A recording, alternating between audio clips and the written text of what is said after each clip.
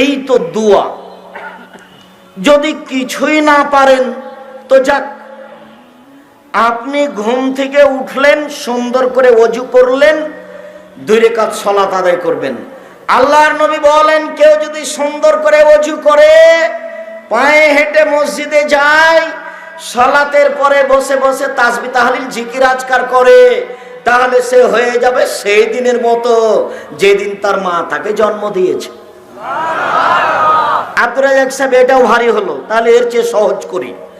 রাসূল সাল্লাল্লাহু আলাইহি সাল্লাম বলেন, কেউ যদি ওযু করার পরে বলে আশহাদু আল্লা ইলাহা ইল্লাল্লাহু ওয়াহদাহু লা শারীকা লাহু ওয়া আশহাদু আন্না মুহাম্মাদান আবদুহু ওয়া রাসূলুহু, তাহলে তার জন্য সব জান্নাতের দরজা খুলে দেওয়া হয়েছে।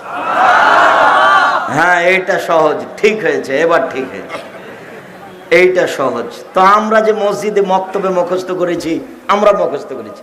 আমার চাচা মক্তবে পড়াতেন, খুব মেজাজি মানুষ, লাঠি নিয়ে বসতেন, আমাদেরকে বলতেন ওযুর শেষে এই দোয়া পড়তে হয়, আল্লাহুম্মা জালনি মিনাত তাওয়াবিন ওয়াজালনি মিনাল মুতাতাহিরিন। আল্লাহ, তুমি আমাদেরকে তওবাকারীর মধ্যে করো, তুমি আমাকে তওবাকারীদের মধ্যে করো, তুমি আমাকে পবিত্র ব্যক্তিদের মাঝে করো। এই দোয়া পড়লে নেকি হবে, তবে কি নেকি হবে এই কথা মুহাম্মদ সাল্লাল্লাহু আলাইহি ওয়াসাল্লাম বলেননি। তবে কেউ যদি ওযু শেষে বলে আশহাদু আল্লা ইলাহা ইল্লাল্লাহু ওয়াহদাহু লা শারীকা লাহু ওয়া আশহাদু আন্না মুহাম্মাদান আবদুহু ওয়া রাসূলুহু, তাহলে জান্নাতের সব দরজা খুলে গেছে। যান, যেখান দিয়ে যাবেন যান। আব্দুর রাজ্জাক সাহেব আর আলোচনাতে বলছিলেন যে দরজা আকাশের খুলে, ও দরজা আকাশের খুলে ওটা অন্য ব্যাপার। দিন 12টার পরপরই আকাশের সব দরজা খুলে দেওয়া হয়।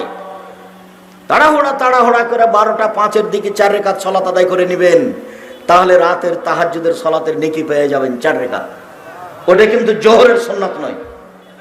12টা 2-3 মিনিট, বর্তমান 12টাতেই 12টা 5-এর দিকে সুন্দর করে ওযু করে 2 রাকাত সালাত আদায় করে নেবেন 4 রাকাত, তাহলে কত নেকি পাবো? রাতের তাহাজ্জুদের নেকি পেয়ে যাবেন। কোন বইয়ে পাবো এই কথা? উপদেশ। এদেশে একটা বই আছে উপদেশ, নাম শুনেছেন কোনদিন? ফাঁকি দিয়ে না জেনে নিজেকে ফাঁকি দিয়ে কি হবে বলেন? আব্দুর রাজ্জাক সাহেবের আইনে রাসূল বইটা পড়লাম না, উপদেশ বইটা পড়লাম না। আপনি আমাকে যে ভালোবাসা দেখিয়ে মাঠ ভর্তি হয়ে মানুষ বসে আছেন, ওই কথা বইও আছে, একটু পড়বেন। মাসিকা ইতিসাম পত্রিকা সবাই নিয়ে যাবেন ইনশাআল্লাহ। 20, 25, 30 টাকা কোনো বড় কথা নয়। আপনি যদি নিয়ে না যান, 30 টাকা যদি না থাকে কারো কাছে নেন, যেতে যেতে তো খরচ হয়ে যাবে।